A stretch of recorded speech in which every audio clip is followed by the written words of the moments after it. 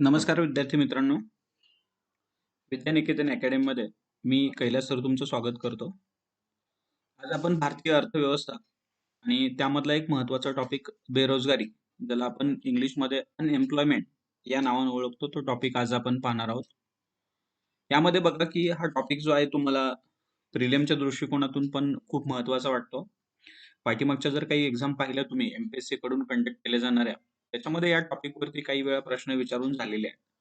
तर या प्रश्नांना समोर ठेवून आणि आपला जो अभ्यासक्रम आहे नवीन एम-पी-एस-सीचा आलेला, जो त्यांनी मेन्स अभ्यासक्रम थोडा रिवाईज करून जो वेबसाईटवरती डिक्लेअर केलेला आहे, याला समोर ठेवून तो आपल्याला टॉपिक जो आहे तो समजावून घ्यायचा आहे.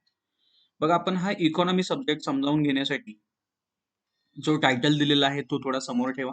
7 pillars of economy for MPSC, UPSC. म्हणजेच काय की या 7 पिलर्सला समोर ठेवून आपण काय करणार आहोत, आपला इकॉनॉमी सब्जेक्ट जो आहे तो समजावून घेणार आहोत. त्याच्यामधले बऱ्याचशा गोष्टी आपण कव्हर केलेल्या आहेत.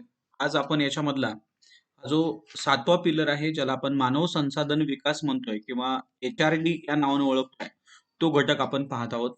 आणि याच्यामध्ये या 7व्या पिलरमध्ये जे आपल्याला टॉपिक कव्हर करायचे आहेत, त्याच्यामध्ये लोकसंख्या सिद्धांत, त्यानंतर भारत आणि जगाची लोकसंख्या, महाराष्ट्राची लोकसंख्या.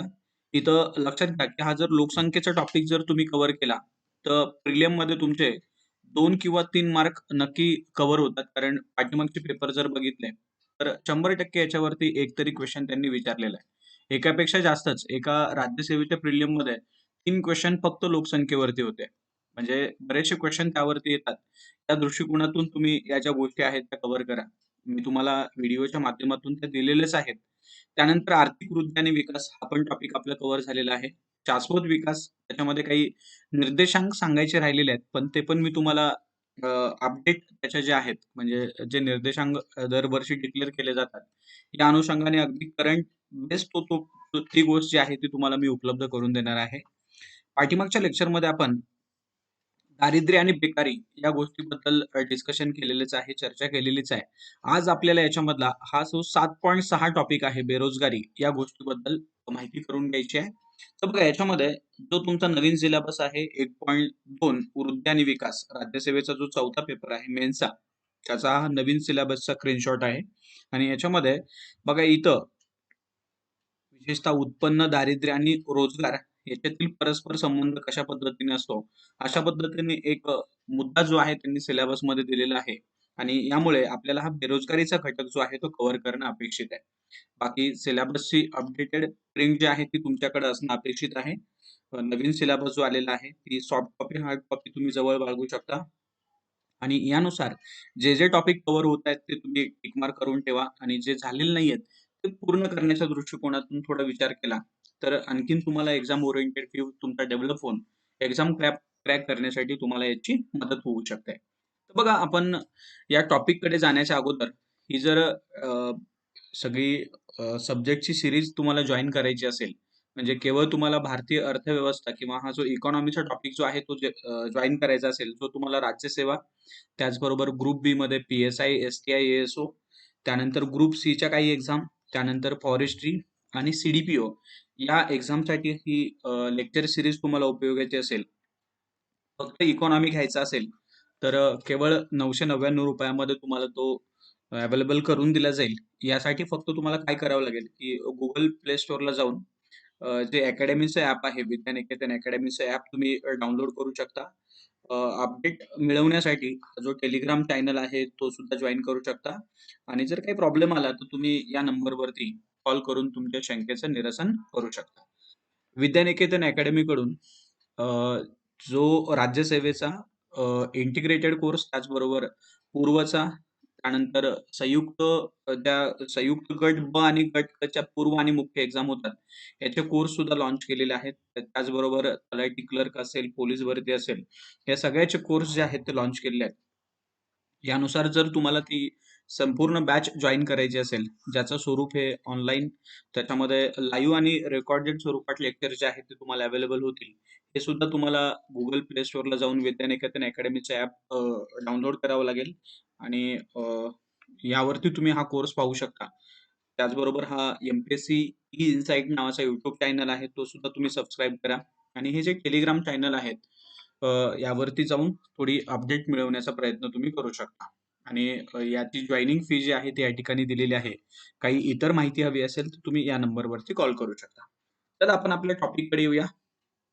आजचा टॉपिक जो आहे पिलर 7 मधला हा जो 6वा टॉपिक आहे, बेरोजगारी हा टॉपिक आपण डिस्कस करतो आहे. आणि आजच्या टॉपिकमध्ये आपल्याला काय पाहायचं आहे, तर कामगार म्हणजेच काय? त्यानंतर श्रमशक्ती हा प्रकार काय असतो? आता हे कामगार आणि श्रमशक्ती हे टॉपिक तुम्हाला समजल्यानंतर बेरोजगार घटक तुम्ही समजावून घ्यायचा आणि बेरोजगार घटक समजल्यानंतर त्याच्याच पुढं बेरोजगारीचे प्रकार नेमके काय आहेत, इथं या गोष्टी समजावून घ्यायच्या. त्यानंतर भारतात बेरोजगारीचं मोजमाप कसं केलं जातं? त्यानंतर फिलिप्स वक्ररेषा नेमकी काय आहे? किंवा फिलिप्स कर्व्ह ज्याला म्हणतो, हा प्रकार काय आहे ते समजावून घ्यायचं. त्यानंतर कामगारांसंदर्भात एक आंतरराष्ट्रीय स्तरावरतीची संघटना काम करते, ज्याला आपण ILO या नावाने सुद्धा ओळखतो. ही संघटना तुम्हाला माहिती पाहिजे कारण 2019 मध्ये या संघटनेला 100 वर्ष पूर्ण झालेली आहेत. आणि मग हे 100 वर्ष पूर्ण झालेली आहेत, तर आपल्याला प्रश्नांच्या स्वरूपात विचारू शकतात. अगदी तिची स्थापना कधी झाली, त्याची डेट काय वगैरे, वगैरे अशा पद्धतीचे प्रश्न तुम्हाला विचारले जातील. त्यानंतर ILO कडून एक 2017 मध्ये रिपोर्ट जाहीर केला होता. त्या रिपोर्टची वस्तुस्थिती काय आहे आणि सगळ्यात शेवटी तुम्ही ही बेरोजगारी प्रकार बाजूला करण्यासाठी नेमकं कोणत्या उपाययोजना करता किंवा कोणत्या केल्या पाहिजे, या सुद्धा या लेक्चरमध्ये तुम्हाला समजावून घेता येतील. अशा पद्धतीने एक सर्व टॉपिकला एकत्रित करून बेरोजगारी हा घटक जो आहे तो आपण या ठिकाणी समजावून घेत आहोत. याच्यामध्ये प्रश्न काय येणार आहेत बघा, तर प्रश्न अगदी बेसिक कन्सेप्ट वरती सुद्धा विचारले जातात. मग एकदा ग्रुप बीच्या एक्झाममध्ये प्रश्न काय आला होता, तर श्रमशक्ती याचं सूत्र काय बनतं? म्हणजे श्रमशक्तीमध्ये नेमकं कोण-कोण समाविष्ट होतं? त्यानंतर आणखीन पाठीमागच्या एक्झाममध्ये आलेले प्रश्न काय आहेत बघा, की याच्यामध्ये बेरोजगारीचे प्रकार दिले जातात. उदाहरणार्थ छुपी बेरोजगारी म्हणजे नेमकं काय? हंगामी बेरोजगारी म्हणजे नेमकं काय? आणि मग करंटशी रिलेटेड असलेला प्रश्न, की सध्या बेरोजगारीचा दर वगैरे काय आहे? बेरोजगारी कशी मोजली जाते? अशा पद्धतीचे प्रश्न जे आहेत ते या अनुषंगाने विचारले जातात. तर चला आपण या टॉपिकला सुरुवात करूया. याच्यामध्ये सुरुवातीला बेरोजगारी आणि इथून सुरुवात करूया, की कामगार म्हणजे नेमकं कोण आहे? तर कामगार म्हणजेच कोण असतो? तर उच्च किंवा निम्न स्तरावरील आर्थिक क्रियांमध्ये समावेश असलेल्या सर्व व्यक्तींना आपण काय म्हणत असतो? कामगार असं म्हणत असतो. म्हणजे काय व्हायला पाहिजे ते?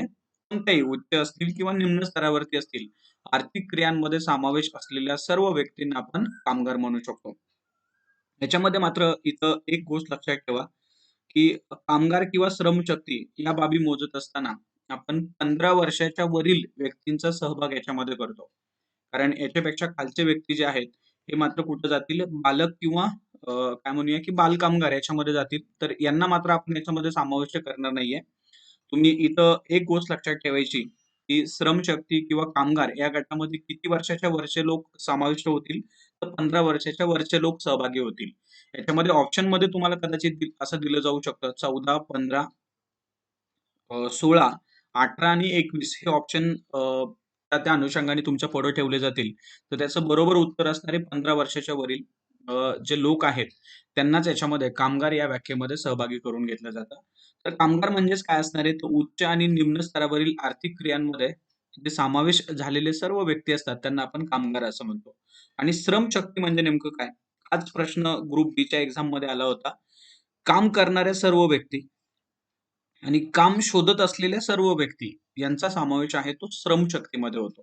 म्हणजे जो कामावरती आहे म्हणजे सध्या रोजगारीत आहे आणि जो सध्या काम शोधताय त्याला काम मिळालेलं नाहीये, असे व्यक्ती दोघांची बेरीज याला आपण काय म्हणू शकतो? तुमच्या देशाची श्रमशक्ती असं म्हणू शकतो. इथं तुमच्या या बाबी थोड्याशा लक्षात येणं अपेक्षित आहे. श्रमशक्ती म्हणजे काय? तर ज्या काम करणाऱ्या व्यक्ती आहेत आणि काम शोधत असलेले व्यक्ती आहेत, अशा व्यक्तींना आपण काय म्हणू शकतो? श्रमशक्ती असं म्हणू शकतो. फक्त इथे काय असायला पाहिजे, की काम करण्याची क्षमता त्यांच्यामध्ये असायला पाहिजे. याला आपण श्रमशक्ती असं म्हणू शकतो. त्यानंतर बेरोजगार नेमकं कोणाला म्हणायचं? आता उदाहरणार्थ तुम्ही अभ्यास करत आहात. आता तुम्ही बेरोजगारीत आहात का? बेरोजगारीच्या व्याख्येमध्ये बसता का? हे शोधण्यासाठी खालचे प्रश्न तुम्ही स्वतःला विचारणं गरजेचं आहे. एक तर तुम्ही मानसिक आणि शारीरिकदृष्ट्या सक्षम आहात का? त्यानंतर त्या व्यक्तीची काम करण्याची इच्छा आहे का? म्हणजेच काय, की तुम्ही मानसिकदृष्ट्या आणि शारीरिकदृष्ट्या सक्षम आहात. पण आणखीन काय, की त्याच्यामध्ये तुमची इच्छा सुद्धा असणं गरजेचं आहे. त्यानंतर बाजारामध्ये जे काही प्रचलित वेतन दर आहेत, त्या वेतनावरती काम करण्याची इच्छा आहे का? म्हणजे याचा अर्थ असा, की तुमच्याकडे अगदी क्लरिकल वर्क करण्याची क्षमता आहे किंवा अशा पद्धतीची डिग्री आहे आणि तुम्ही अपेक्षा करतायत, की मला मात्र आज सपोज प्रचलित वेतन ₹10,000 असेल, तर मला सपोज ₹30,000 मिळायला पाहिजे. माझ्याकडे इच्छा सुद्धा आहे, सक्षम सुद्धा आहे आणि मानसिक आणि शारीरिकदृष्ट्या सक्षम आहे. पण मला वेतन 10 नाही पाहिजे, मला किती पाहिजे? 30 पाहिजे आणि म्हणून तुम्ही बेरोजगारीत आहे. तर इथं मात्र तुम्ही बेरोजगारीत आहे असं मानलं जाणार नाही. कारण इथं काय म्हणतायत ते, बाजारामध्ये जो प्रचलित वेतन दर आहे, त्या वेतन दरावरती काम करण्याची इच्छा तुमची अपेक्षित आहे. आणि मग वरील सर्व अटी जर पूर्ण केल्या, तर त्या व्यक्तीला रोजगार मिळाला नाही, तर मात्र मग काय म्हणता येईल त्या व्यक्तीला बेरोजगार असं म्हणता येईल.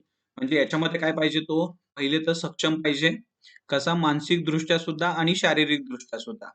त्यानंतर आणखीन दुसरी बाब कोणती पाहिजे, त्याची इच्छा पाहिजे. म्हणजे ही गोष्ट त्याच्यामध्ये ॲड व्हायला पाहिजे आणि प्रचलित वेतन दरावरती काम करण्यास तो तयार पाहिजे. या 2-4 गोष्टी जर त्यानं कव्हर केल्या, तरच त्याला जर काम मिळालं नाही, तर त्याला आपण काय म्हणू शकतो, बेरोजगार असं म्हणू शकतो. म्हणजे याचा अर्थ तुम्ही एखादी डिग्री मिळवलेली आहे. तुम्ही एखादी डिग्री मिळवलेली आहे आणि सपोज तुम्ही शारीरिक किंवा मानसिकदृष्ट्या सक्षम नाही आहात, काम करण्याची इच्छा नाहीये आणि तरी जर स्वतःला बेरोजगारी समजत असाल, तर आपली व्याख्या जी करतो आपण बेरोजगारीची, त्या व्याख्येमध्ये मात्र तुम्ही बसत नाहीयेत. ही बाब या ठिकाणी महत्त्वाची आहे. ती समजावून घेणं गरजेचे आहे. त्यानंतर त्याच्यापुढं आता तुम्हाला बेरोजगार म्हणजेच काय कळालं? श्रमशक्ती म्हणजेच काय हे समजलं. आता आपण या ठिकाणी काय समजावून घेतलं पाहिजे, तर बेरोजगारीचे प्रकार कोणते आहेत? तर ही बेरोजगारी जी आहे ती शहरी आणि ग्रामीण अशी 2 प्रकारची असते. खरं तर असं वर्गीकरण करणं एवढी त्यामध्ये स्पष्टता येत नाही. पण तरीसुद्धा ते प्रकार जे आहेत, ती शहरी भागामध्ये प्रश्न थोडे वेगळे आहेत आणि ग्रामीण भागामध्ये प्रश्न वेगळे आहेत. त्यासाठी या 2 टॉपिकला समोर ठेवून शहरी बेरोजगारीमध्ये कोणते प्रकार येतात, तर चक्रीय बेरोजगारी, त्यानंतर घर्षणात्मक बेरोजगारी, संरचनात्मक बेरोजगारी, कमी प्रतीची बेरोजगारी आणि शैक्षणिक बेरोजगारी अशा पद्धतीचे प्रकार जे आहेत, ते शहरी बेरोजगारी प्रकारामध्ये आपल्याला समाविष्ट केलेले दिसून येतात. आणि ग्रामीणमध्ये कोणत्या आहेत? तर हंगामी बेरोजगारी, त्यानंतर अदृश्य, छुपी बेरोजगारी किंवा त्यालाच आपण प्रच्छन्न बेरोजगारी असं म्हणतो. अशा पद्धतीचे 2 प्रकार जे आहेत, ते ग्रामीण भागामध्ये आपल्याला दिसून येतात.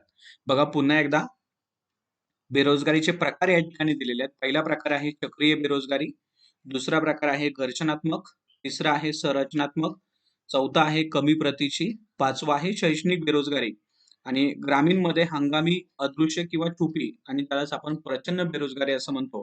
अशा पद्धतीचे घटक जे आहेत ते बेरोजगारीमध्ये आपल्याला पाहायला मिळतात. आता याचे अर्थ आपल्याला माहिती पाहिजे. आपल्याला प्रश्न विचारलेला असेल, की संरचनात्मक बेरोजगारी म्हणजे नेमकं काय? आता शहरी बेरोजगारीचा तो एक प्रकार आहे. त्याच्यामध्ये संरचनात्मक बेरोजगारी म्हणजेच काय, की अर्थव्यवस्थेमध्ये जे उत्पादन प्रक्रियेमध्ये विशेषतः तंत्रज्ञानामध्ये जे बदल होतात, या बदलांमुळे निर्माण होणारी बेरोजगारी याला आपण संरचनात्मक बेरोजगारी असं म्हणतो. आता टेक्नॉलॉजीमध्ये चेंज होणं म्हणजे नेमकं काय बघा, की उदाहरणार्थ आज तुम्ही जे शिक्षण घेतलेलं आहे, ते शिक्षण उद्या कालबाह्य झालं. आजच्या शिक्षणामुळे तुम्हाला नोकरी मिळाली होती, काम मिळालं होतं. परंतु काय झालं, की ही टेक्नॉलॉजी कालबाह्य झाली. त्यामुळे तुम्ही काय म्हणत, की रोजगारीत जे होता, ते आता मात्र बेरोजगारीत झाला. किंवा उदाहरणार्थ घोडागाडीचं उदाहरण घ्या. की घोडागाडी इथं काय झालं, की घोडागाडी इथं टेक्नॉलॉजी चेंज झाली. की उदाहरणार्थ रिक्षा आली, टॅक्सी आली आणि याच्यामुळे यांचे जे काही प्रवासी आहेत, ते कुठं इकडं कन्व्हर्ट झाले. याच्यामधून प्रवास करायला लागले. म्हणजेच काय झाला, की हा व्यक्ती जो आहे तो बेरोजगारीत झाला. अशा पद्धतीने जे काही तंत्रज्ञानामध्ये बदल होत असतात आणि या तंत्रज्ञानातील बदलांमुळे जे लोक बेरोजगारीत होतात, त्यालाच आपण संरचनात्मक बेरोजगारी असं म्हणू शकतो. याची कित्येक उदाहरणं तुम्हाला या ठिकाणी सांगता येतील. अशी उदाहरणं एक्झाममध्ये विचारली जातात आणि उदाहरणांच्या सहाय्यानं ॲप्लिकेशन बेसचा प्रश्न तयार केला जातो, की जेणेकरून तुम्हाला संरचनात्मक बेरोजगारी जी आहे ती समजली आहे का? आणि मग यामुळे कन्सेप्ट थोडीशी समजावून घेत चला आणि या अनुषंगाने जर अभ्यास केला, तर तुम्हाला प्रश्न जो आहे तो सॉल्व्ह करता येतील. हाच टॉपिक जो आहे तो 11वीचं इकॉनॉमीचं जे बुक आहे नवीन आलेलं, त्या नवीन बुकमध्ये एक चॅप्टर आहे. तो तुम्ही व्यवस्थित वाचून घ्या. तुम्हाला संरचनात्मक बेरोजगारीबद्दल आणखीन उदाहरणं जी आहेत ती त्या ठिकाणी पाहायला मिळतील. त्यानंतर आणखीन त्याचा पुढचा प्रकार आहे घर्षणात्मक बेरोजगारी.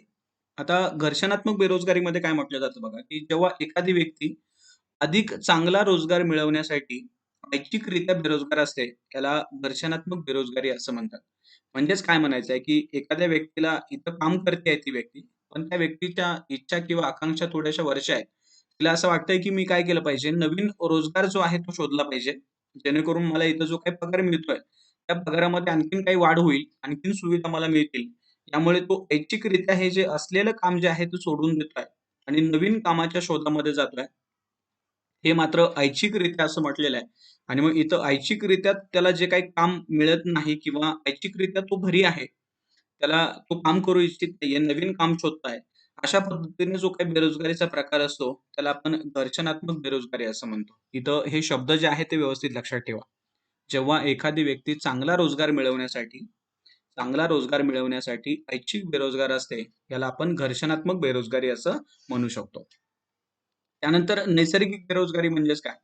की इथं मात्र सरळ-सरळ लक्षात ठेवा. नैसर्गिक बेरोजगारी म्हणजे दर्शनात्मक बेरोजगारी आणि संरचनात्मक बेरोजगारी जेव्हा एकत्रित विचार करतो, त्याला आपण नैसर्गिक बेरोजगारी असं म्हणतो. त्यानंतर चक्रीय बेरोजगारी. चक्रीय बेरोजगारीमध्ये काय बघा, की जेव्हा त्या अर्थव्यवस्थेमध्ये तेजी आणि मंदीचं चक्र असतं आणि त्यामुळे तेजीच्या परिस्थितीमध्ये जो काही रोजगार मिळालेला असतो, तो पुन्हा मंदीच्या परिस्थितीमध्ये रोजगार जो आहे तो निघून जातो किंवा मंदीमुळे निर्माण होणारी जी काही बेरोजगारी आहे, याला आपण चक्रीय बेरोजगारी असं म्हणतो. चक्रीय म्हणण्याचं कारण, की तेजीकडून अर्थव्यवस्था मंदीकडे जाते आणि मंदीमधून पुन्हा अर्थव्यवस्था तेजीमध्ये येते. अशा पद्धतीने हा जो काही प्रकार आहे, इथं जे काही बेरोजगारी निर्माण होईल, याला चक्रीय बेरोजगारी असं म्हणायचं. कारण मंदीच्या परिस्थितीमध्ये काय होत असते, की मागणी कमी होते. मागणी कमी झाल्यामुळं वस्तू आणि सेवांचं उत्पादन जे आहे ते कमी व्हायला लागतं. इथं नफा जो आहे तो कमी झालेला असतो. बचत जी आहे ती सुद्धा कमी झालेली असते आणि या सर्व गोष्टींचा परिणाम हा गुंतवणुकीवरती होतो. त्यामुळे गुंतवणूक सुद्धा कमी होते. औद्योगिकरणाचा वेग कमी झालेला असतो आणि या सर्व गोष्टींचा परिणाम या रोजगारावरती होतो. हे सर्वच कमी झाल्यामुळे काय होतं, की रोजगार सुद्धा कमी व्हायला लागतो. पण हा रोजगार कमी झाल्यानंतर पुन्हा हळू तुमचे काय म्हणूया की आर-बी-आयचे प्रयत्न, सरकारचे प्रयत्न याच्यातून अर्थव्यवस्था सावरायला लागते आणि मग हळू-हळू काय होतं की मागणी वाढते. वस्तू आणि सेवांचं उत्पादन वाढायला लागतं. नफा वाढतो, बचतीचं प्रमाण वाढतं, गुंतवणूक वाढायला लागते, औद्योगिकरण वाढायला लागतं आणि हा जो रोजगार कमी झालेला असतो, तो रोजगार पुन्हा वाढायला लागतो. अशा पद्धतीची परिस्थिती जिथं बेरोजगारी निर्माण होते, याला चक्रीय बेरोजगारी असं आपण या ठिकाणी म्हणू शकतो. त्यानंतर त्याच्या पुढचा प्रकार आहे कमी प्रतीची बेरोजगारी. त्याच्यामध्ये मात्र काय म्हणायचंय, की ज्यावेळी एखाद्या व्यक्तीला त्याच्या क्षमतेपेक्षा किंवा शिक्षणापेक्षा अ, त्याच्या पात्रतेपेक्षा कमी प्रतीचं ज्या ठिकाणी काम करावं लागतं, त्याला आपण कमी प्रतीची बेरोजगारी असं म्हणू शकतो. एखादं इंजिनिअरिंगचं उदाहरण घ्या, की इंजिनिअर मुलगा आहे आणि क्लरिकल काम करतोय. तर इथं मात्र काय होतंय, की इथं त्याला जे काम पाहिजे ते काम मिळत नाहीये आणि म्हणून तो कमी प्रतीच्या कामामध्ये समाधान मानतोय किंवा त्या ठिकाणी तो काम करतोय. अशा पद्धतीने जो बेरोजगारीचा प्रकार असतो, त्याला कमी प्रतीची बेरोजगारी असं म्हणतात. किंवा आता सगळ्यात जास्त प्रकार जो आहे तो इंजिनिअरिंगमध्ये दिसतोय आहे किंवा डी-एड, बी-एड, एम-एड अशामध्ये इथं सुद्धा काय झालेलं आहे, की बरेचसे लोक जे आहेत, हे असं उच्च शिक्षण घेतलेलं आहे, परंतु काम न मिळाल्यामुळं कुठेतरी क्लरिकल काम करत आहेत आणि अशा पद्धतीने जे काही प्रकार दिसतात, त्याला आपण कमी प्रतीची बेरोजगारी असं म्हणतो. त्यानंतर त्याच्यापुढे आहे शैक्षणिक बेरोजगारी. याच्यामध्ये शिक्षण घेऊनही काम न मिळणं याला आपण शैक्षणिक बेरोजगारी असं म्हणतो आणि या बेरोजगारीचं मूळ कारण जे आहे, ते म्हणजेच कोणतं? तर संथ आर्थिक विकास. उदाहरणार्थ तुम्ही बघत असाल, की भारतामध्ये हा प्रकार जो आहे तो आता बराचसा पुढे आलेला आहे. म्हणजे इथपर्यंत आहे, की जी तुमची डिग्री आहे, त्या डिग्रीची व्हॅल्यू आज कमी झाल्यासारखी दिसते. कारण तुम्ही जे आज शिक्षण घेतलेलं आहे, उदाहरणार्थ इंजिनिअरिंगचं शिक्षण घेतलं असेल, ज्यावेळी तुम्ही एखाद्या कॉलेजला ॲडमिशन घेतलं असेल, एखाद्या ट्रेडला ॲडमिशन घेतलं असेल, त्यावेळी त्या ट्रेडची व्हॅल्यू खूप होती आणि म्हणून तुम्ही त्या कोर्सला ॲडमिशन घेतलं. पण आज मात्र काय झालं, की जसा तुम्ही विचार केला, तसं काय झालं, की बऱ्याचशा जणांनी तेच विचार केले. त्याच्यामुळे जिथं 10 लोकांची गरज होती, तिथं 100 लोकांनी ते शिक्षण पूर्ण केलं. खरं तर मला असं म्हणायचं आहे, की जिथं 10 लोक 10 लोक काम करत होते त्यावेळी किंवा 10 लोक शिक्षण घेत होते त्यावेळी मार्केटमध्ये 10च लोकांची गरज होती. पण ज्यावेळी इथं लोकं जे आहेत ती वाढली म्हणजे 100 झाली. त्यावेळी इथं काय व्हायला पाहिजे होतं, की इथं जो आर्थिक विकास जो आहे, त्या आर्थिक विकासाचा वेग जो आहे तो सुद्धा मोठ्या प्रमाणात वाढायला पाहिजे होता. पण तो वाढलाच नाही. इथं 100 तयार झाले पण गरज मात्र 100 ची नसून 50 चीच आहे. आणि मग 50 जास्त असल्यामुळं म्हणजेच काय होतं, की सप्लाय हा जास्त होतोय, पण डिमांड मात्र कमी आहे. त्याच्यामुळं तिथं मागणी कमी होते. असा प्रकार भारतामध्ये जास्त दिसतो. सगळ्याच शिक्षणामध्ये आहे. म्हणजे बेकारी ही काय म्हणूया, की सर्व स्तरापर्यंत सर्व प्रकारापर्यंत पोहोचलेली दिसते. कारण झालं काय, की 2000-2001 नंतर भारताने एक नवीन धोरण पुढे आणलं होतं. विशेषतः ते धोरण कोणतं होतं, की ज्याला आपण अ, काय म्हणूया, की लोकसंख्या लाभांश म्हणूया. या लोकसंख्या लाभांशचा विचार करून भारताने काही धोरणांमध्ये, पॉलिसीमध्ये चेंज केले होते. काय होते चेंज हे? तर विशेषतः भारतामध्ये काही जो तरुण गट आहे किंवा काम करणारा गट आहे, याला आपण जर स्किल दिलं, तर तो काय करेल देशाच्या विकासासाठी हातभार लावेल आणि या दृष्टिकोनातून त्याने कॉलेज आणि स्कूल जे आहेत ते मोठ्या प्रमाणात ओपन केले. म्हणजे जिथं एक कॉलेज चालत होतं, तिथं त्यांनी 2-3 अशा पद्धतीने कॉलेजेसला परमिशन दिली किंवा जिथं एकाच शिफ्टमध्ये कॉलेज चालत होतं, तिथं त्यांनी 2-2 शिफ्टमध्ये कॉलेज जे आहे ते चालवायला सुरुवात केली किंवा असं म्हटलं जातं, की अगदी पार एखादं सेक्टर ओपन केलं, की कॉलेज दिसेल अशा पद्धतीची परिस्थिती निर्माण झाली. आणि मग जेवढ्या प्रमाणात ही मुलं बाहेर पडली, तेवढ्या प्रमाणात हा जो आर्थिक विकास व्हायला पाहिजे होता, औद्योगिक विकास व्हायला पाहिजे होता, तो झालाच नाही. त्यामुळे भारतामध्ये जी काही बेरोजगारी निर्माण झालेली आहे, त्याला आपण शैक्षणिक बेरोजगारी असं म्हणू शकतो. त्यानंतर त्याच्यापुढे बघा, की औद्योगिक बेरोजगारी. इथं मात्र औद्योगिक बेरोजगारीमध्ये काय म्हणायचं आहे, की औद्योगिक क्षेत्राचा विकास दर कमी असल्यामुळे निर्माण होणारी बेरोजगारी याला आपण औद्योगिक बेरोजगारी असं म्हणतो. त्यानंतर प्रासंगिक बेरोजगारी. इथं मात्र जे काही कॉन्ट्रॅक्ट बेसवरती लोक काम करत असतात, म्हणजे जो काही करार केलेला असतो आणि हा करार संपल्यानंतर जे लोक बेरोजगारीत होतात, अशांना प्रासंगिक बेरोजगारी असं म्हणायचं. म्हणजे उदाहरणार्थ एखाद्या कारखान्यामध्ये तुम्हाला 6 महिन्यासाठी घेतलेलं आहे आणि 6 महिन्यानंतर जे काम केलं आणि पुन्हा कामच मिळत नाही. इथं काम न मिळणं याला काय म्हणू आपण प्रासंगिक बेरोजगारी अशी कित्येक उदाहरणं तुम्हाला या प्रकारामध्ये सांगता येतील. त्यानंतर ग्रामीण बेरोजगारीचा प्रकार आहे. ग्रामीण बेरोजगारीमध्ये हे 2 प्रकार आपल्याला खूप मोठ्या प्रमाणात जाणवतात.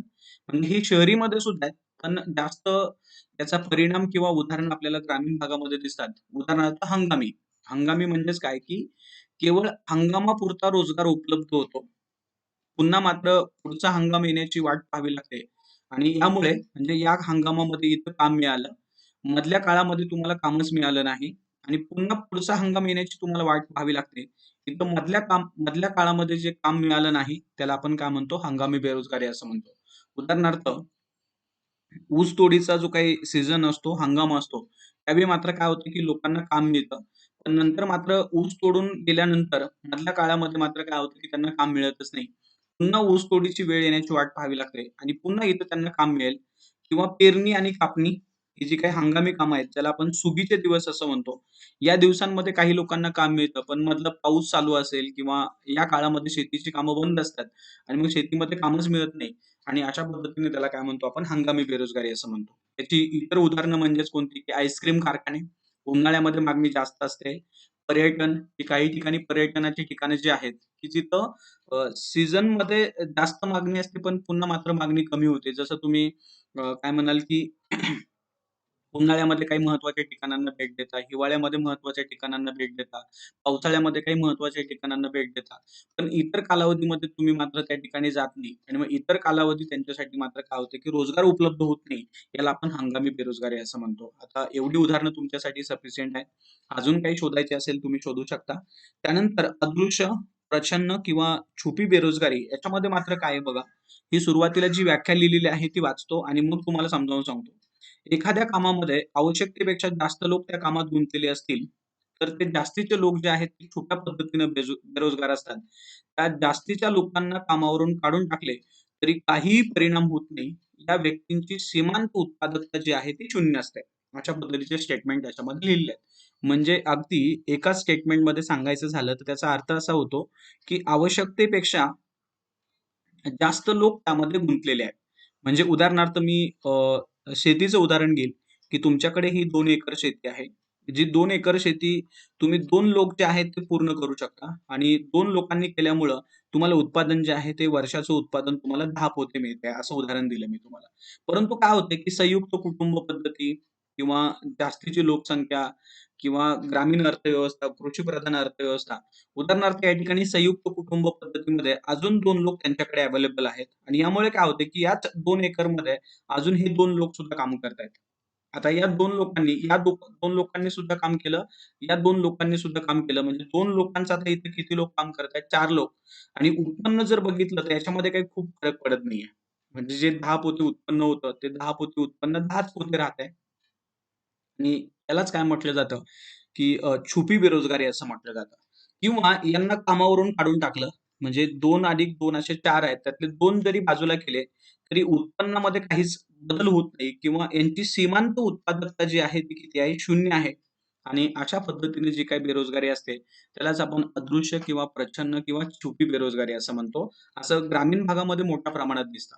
म्हणजे सगळी जी काही कुटुंब आहेत, ती आपल्या पारंपरिक शेतजमिनीमध्ये काम करत असतात आणि यामुळे काय होतं, की उत्पन्न जे आहे ते खूप मोठ्या प्रमाणात वाढत नाही किंवा हे जास्तीचे लोक जे आहेत, ते जास्त उत्पन्न मिळवून देऊ शकत नाहीयेत. अशा पद्धतीने जो बेरोजगारीचा प्रकार असतो, त्यालाच आपण अदृश्य, प्रच्छन्न किंवा छुपी बेरोजगारी असं म्हणतो. आता मात्र तुम्हाला हे समजलं असेल. आता आणखीन त्याच्या पुढे जायचंय. ह्याच्या पुढे जाऊन भारतातील बेरोजगारी मोजण्याचं प्रमाण जे आहे ते नेमकं काय? म्हणजे बेरोजगारी कोणाला म्हणायचं? म्हणजे रोजगारीत आणि बेरोजगारीत. नेमकं कामगार जो आहे, तो बेरोजगारीत आहे का रोजगारीत आहे, हे कशावरून ठरवायचं? यासाठी ही NSSO नावाची जी संस्था आहे, ती जी सर्वेक्षण करते, ते सर्वेक्षण समोर ठेवलं जातं. बघा NSSO हे रोजगार आणि बेरोजगारीची माहिती जी आहे ती गोळा करून दर 5 वर्षांनी भारतातील बेरोजगारीचा अहवाल जे आहे ते प्रकाशित करत असते. NSSO रोजगार आणि बेरोजगारीची आकडेवारी जमा करण्यासाठी 3 मुख्य पद्धतींचा आधार घेते. त्याच्यामध्ये पहिला प्रकार आहे नित्यप्रमुख. बघा नित्यप्रमुख आणि दुय्यम दर्जा. व्हिज्युअल प्रिन्सिपल आणि याच्यामध्ये UP आणि SES असे 2 प्रकार आहेत, लक्षात ठेवा. नित्यप्रमुख आणि दुय्यम दर्जा. त्यानंतर दुसरा प्रकार आहे चालू साप्ताहिक दर्जा. त्याला आपण CWS किंवा करंट वीकली स्टेटस असं म्हणूया. त्यानंतर इथं चालू साप्ताहिक आहे आणि इथं चालू दैनिक आहे. म्हणजे बघा एकूण प्रकार किती समजावून घ्यायचे आहेत. 1, 2 दोन्हीचा मिळून 1 म्हटलं तरी चालेल. त्यानंतर चालू साप्ताहिक दुसरा आणि चालू दैनिक दर्जा हा तिसरा. याला आपण शॉर्ट फॉर्ममध्ये UPSS, CWS आणि CDS अशा नावानं आपण या ठिकाणी ओळखू शकतो. आता इथं काय म्हणायचं आहे, की याचे काही निकष त्यांनी समोर ठेवलेले आहेत, की एवढे निकष त्यानं पूर्ण केले, तर तो रोजगारीत असेल आणि हेही निकष त्याला पूर्ण नाही करता आले, तर तो तो मात्र कोण असेल? बेरोजगारीत असेल, असा त्याचा अर्थ होतो. आणि मग याच्यामध्ये नित्यप्रमुख दर्जा, दुय्यम दर्जा, चालू साप्ताहिक दर्जा आणि चालू दैनिक दर्जा हे त्याचे वेगवेगळे प्रकार जे आहेत ते समजावून घ्यावे लागतात. त्याच्यामध्ये पहिला प्रकार आहे नित्यप्रमुख किंवा ज्याला आपण दुय्यम दर्जा असं म्हणतोय. आता नित्यप्रमुख या आधारावरती तो व्यक्ती कधी रोजगारीत असेल आणि कधी बेरोजगारीत असेल. रोजगारीत कधी असेल, तर याच्यामध्ये बघा, की एखाद्या व्यक्तीला 365 दिवसांमध्ये 183 दिवस व त्यापेक्षा जास्त एखाद्या आर्थिक कामात जर तो गुंतलेला असेल, तर तो व्यक्ती जो आहे तो काय म्हणावा? रोजगारीत म्हणावा. आणि अशा पद्धतीने रोजगारीत असलेला जर व्यक्ती जो आहे, त्याला नित्यप्रमुख दर्जा या आधारावरती काय म्हणता येईल? रोजगारीत असं म्हणता येईल. म्हणजेच काय म्हणायचं आहे, की 365 म्हणजे वर्ष समोर ठेवलेलं आहे. या वर्षामध्ये तो 183 दिवसांपेक्षा अधिक दिवस तो कामामध्ये गुंतलेला असायला पाहिजे. जर यापेक्षा अधिक तो कामामध्ये गुंतलेला असेल, तर त्याला काय म्हणायचं? रोजगारीत असं म्हणायचं. आणि जर यापेक्षा तो कमी दिवस कामामध्ये गुंतलेला असेल, तर मात्र तुम्ही याला काय म्हणू शकता? बेरोजगारीत असं म्हणू शकता. हे झालं नित्यप्रमुखच्या आधारावरती. आणि दुय्यम दर्जा याच्या आधारावरती काय? तर नित्यप्रमुख दर्जावर रोजगारीत असलेली व्यक्ती 365 दिवसांमध्ये जर 30 दिवसांपेक्षा अधिक कालावधीसाठी एखाद्या दुय्यम आर्थिक कृती करत असेल, तर तो व्यक्ती जो आहे, तो दुय्यम दर्जावरती आधारित रोजगार व्यक्ती मानला जाईल. म्हणजे काय करायचंय 365 दिवसामध्ये 365 दिवसामध्ये इथं आधार किती दिवसांचा घेतलेला आहे? 30 दिवसांचा म्हणजे 1 महिन्याचा, इथं वर्षाचा. वर्षामध्ये जर तो व्यक्ती 30 दिवसांपेक्षा अधिक कालावधीसाठी एखाद्या दुय्यम आर्थिक कृती करत असेल, तरी सुद्धा त्याला काय मानलं जाईल? रोजगारीत मानलं जाईल. आणि यावेळी इथं जर आपण पहिल्याचा आणि दुसऱ्याचा एकत्रित विचार केला, म्हणजे इथं पहिल्याचा विचार म्हणजेच काय, की 365 दिवसांपैकी 183 दिवसांपेक्षा अधिक दिवस तो कामामध्ये गुंतलेला आहे. आणि दुसऱ्याचा विचार म्हणजेच काय, की 365 दिवसांमध्ये तो 30 दिवसांपेक्षा अधिक दिवस कामामध्ये गुंतलेला आहे. यावेळी इथं दोन्हीचा विचार करू, त्यावेळी त्याला दोन्हीचा एकत्रित विचार करून UPSS आधारित रोजगारीत व्यक्ती मानलं जाईल. आणि जर इथं एवढे दिवस त्याला काम मिळालं नाही, तर तर तो व्यक्ती मात्र कसा असेल, बेरोजगारीत असेल. असा हा पहिला प्रकार जो आहे तो या ठिकाणी सांगतो. त्यानंतर दुसरा प्रकार आहे चालू साप्ताहिक दर्जा. ज्याला आपण CWS किंवा करंटली वीकली स्टेटस असं म्हणतोय. इथं मात्र काय म्हटलेलं आहे, की आठवड्याचा विचार केलेला आहे. आठवडे म्हणजे 7 दिवस. 7 दिवसामध्ये कोणत्याही एका दिवसात किमान 1 तास त्याला काम मिळालं, तर त्या व्यक्तीला रोजगारी समजलं जाईल. म्हणजे 7 दिवसामध्ये कोणत्याही एका दिवसात किती तास काम मिळायला पाहिजे? 1 तास काम मिळायला पाहिजे. जर अशा पद्धतीने त्या व्यक्तीला काम मिळालं, तर तो व्यक्ती रोजगारीत मानला जाईल. काम नाही मिळालं, तर त्याला बेरोजगारीत मानला जाईल. असा हा CWS चा स्टेटस आहे. आणि तिसरा आहे चालू दैनिक दर्जा. दैनिक या शब्दाचा अर्थ होतो दिवसाचा. याच्यामध्ये काय म्हणायचंय बघा, की एखाद्या व्यक्तीने 7 दिवसातून दररोज किमान 4 तास काम केलं असेल, तर तो व्यक्ती रोजगारीत समजला जाईल. 7 दिवसातून काय म्हणायचंय, दररोज किमान 4 तास. म्हणजे एका व्यक्तीने काय केलं, की 7 दिवसामध्ये दररोज दररोज म्हणजेच काय म्हणायचं, की प्रत्येक दिवशी त्यानं किती तास काम केलंय, की 4 तास काम त्याला मिळालेलं आहे. तर याला मात्र CDS किंवा करंट डेली स्टेटस या आधारावरती काय केलं जाईल, रोजगारीत मानलं जाईल आणि एवढंही काम मिळालं नाही, तर त्याला काय केलं जाईल, बेरोजगारीत मानलं जाईल. अशा पद्धतीचे हे जे स्टेटस आहेत, कोणाचे NSSOचे हे 3 स्टेटस किंवा 3 प्रकार, 3 निकष तुम्हाला समोर ठेवावे लागतील. त्यानंतर ही NSSOची जी 68वी फेरी आहे, जी 2011-12 साठी गृहीत धरली जाते आणि यानुसार ग्रामीण आणि शहरी त्याचबरोबर पुरुष आणि महिला यांचा बेरोजगारीचा दर दिलेला आहे. या 68व्या फेरीमध्ये त्यांनी जी आकडेवारी जमा केली होती, की बेरोजगारीचा दर किती आहे, तर UPSS, CWS आणि CDS यानुसार त्यांनी हे डिक्लेअर केलेलं आहे. UPSSच्या आधारावरती ग्रामीण भागामध्ये बेरोजगारीचा दर 1.7 होता. शहरी भागामध्ये 3.4 होता. पुरुषांचं प्रमाण 2.1 होतं आणि महिलांचं प्रमाण 2.4 होतं. CWSच्या आधारावरती ग्रामीण भागामध्ये 3.4, शहरी भागामध्ये 4.4, पुरुष यांच्यामध्ये 3.5 आणि महिलांमध्ये 4.2.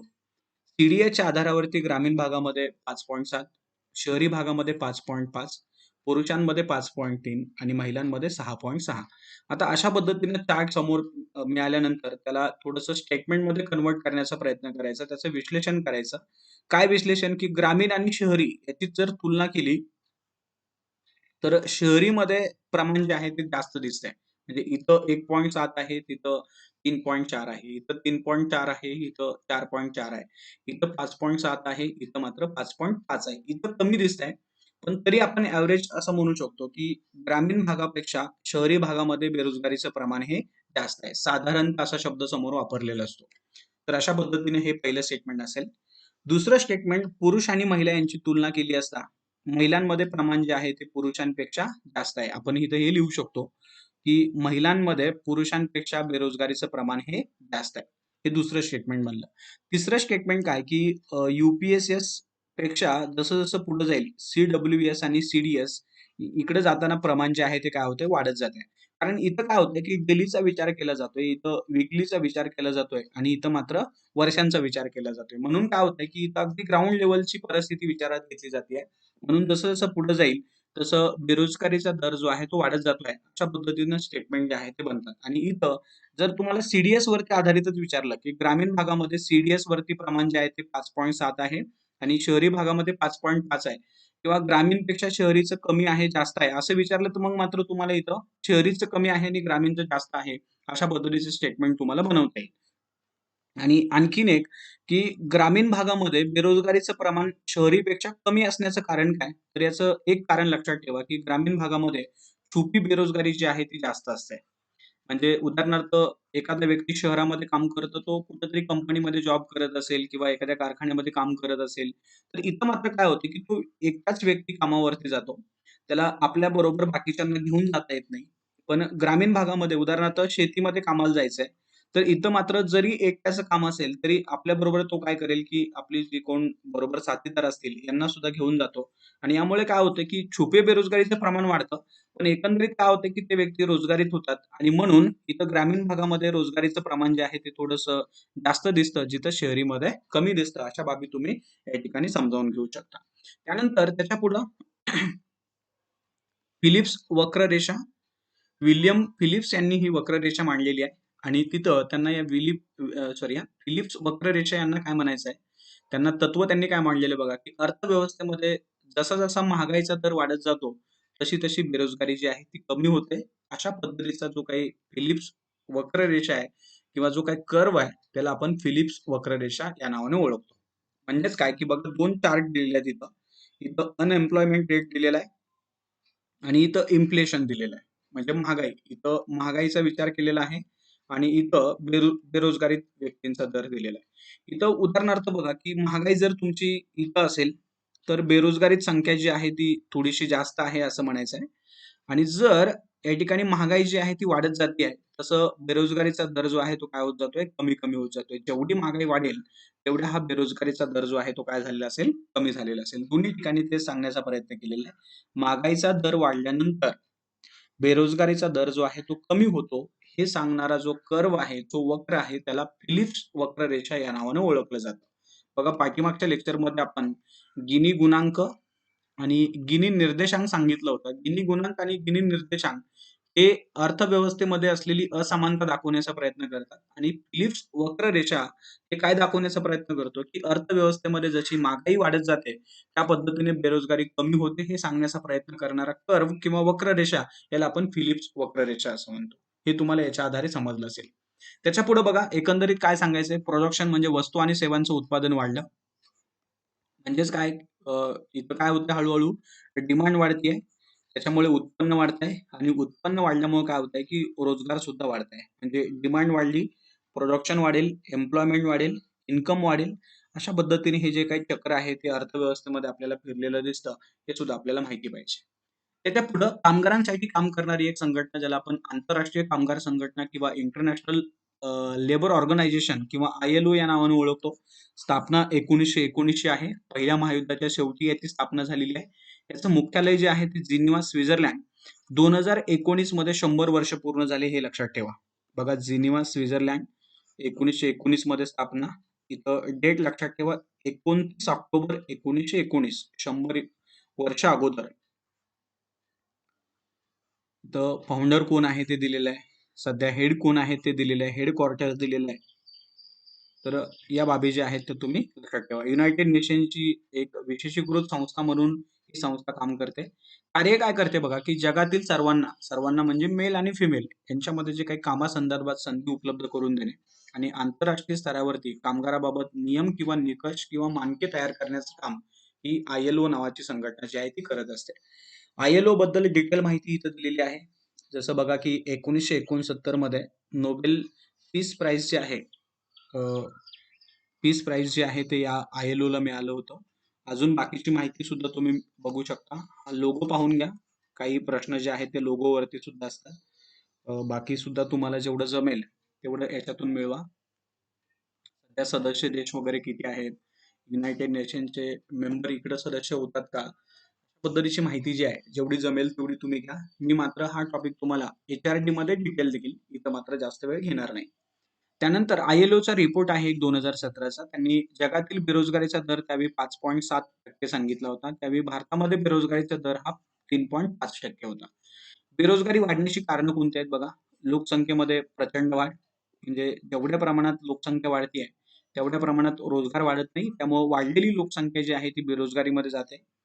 उद्योग क्षेत्रांचा अल्प विकास, भांडवल निर्मितीचं प्रमाण कमी, साक्षरतेचं प्रमाण कमी, त्यामुळे कुशल कामगारांची कमतरता. इथं मात्र एक लक्षात ठेवा, की बरेचसे जे उद्योजक आहेत, त्याच्यामध्ये तुम्हाला बोलताना दिसेल, की आम्हाला या ठिकाणी काय होत नाहीये, की कामगार मिळत नाहीयेत आणि इथं जे काही बाहेर जे लोक आहेत, तिथं ते म्हणतात, की आम्ही बेरोजगारीत आहेत, आम्हाला काम मिळत नाहीये. तर हे या ठिकाणी तुम्हाला बॅलन्स स्टेटमेंट वाटत नाही. कारण हा म्हणतो मला कामगार मिळत नाहीत, हा म्हणतो मला रोजगार मिळत नाहीये. तर इथं मात्र एक स्टेटमेंट आपल्याला समजावून घ्यावं लागतं. ते स्टेटमेंट म्हणजे कोणतं आहे, की याला जे काही स्किल हवं आहे, ते स्किल याच्याकडे नाहीये आणि यामुळे काय होतं, की याची गरज पूर्ण होत नाही आणि याची गरज होत नाही. त्यामुळे काय केलं पाहिजे आपण कुशल कामगार जे आहेत ते निर्माण केले पाहिजे.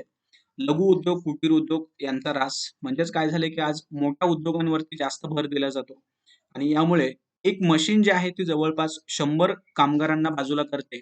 असा प्रकार जो आहे तो समोर येतो. यामुळे बेरोजगारीचं प्रमाण वाढतं.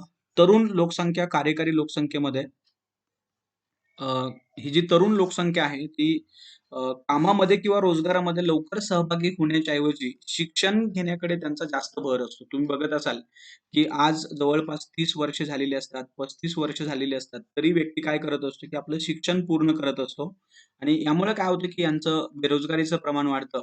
असा प्रकार जो आहे सुद्धा तो सुद्धा आज या ठिकाणी जाणवायला लागलेला आहे. तुम्ही बघत असाल, की लग्नाचं वय सुद्धा लोकांचं काय व्हायला लागलेलं आहे, वाढायला लागलेलं आहे. याचं कारण मूळ शिक्षण आहे. म्हणजे जवळपास अर्ध्यापेक्षा जास्त वय तो काय करतोय, शिक्षणामध्ये व्यस्त करतोय. हे प्रकार सुद्धा या ठिकाणी महत्त्वाचे आहेत. त्यानंतर असंघटित क्षेत्रामुळे बेरोजगारीचं प्रमाण जास्त. तुम्हाला माहीत असेल, की संघटित आणि संघटित कामगार जे आहेत त्यांना मात्र वेळेवरती काम मिळतं. पण असंघटित आहे त्यांना मात्र करारावरती किंवा केवळ ज्यावेळी गरज आहे त्याच वेळी कामावरती घेतलं जातं आणि नंतर मात्र त्यांना कामावरून काढून टाकलं जातं. त्यामुळे इथं बेरोजगारीचं प्रमाण जे आहे ते वाढलेलं दिसतं. याच्यासाठी काही उपाययोजना केलेल्या पाहिजे. देशातील लोकांना वर्षभर काम मिळेल अशा विकासाच्या योजनांवरती सरकारनं भर केली पाहिजे, खर्चात वाढ केली पाहिजे.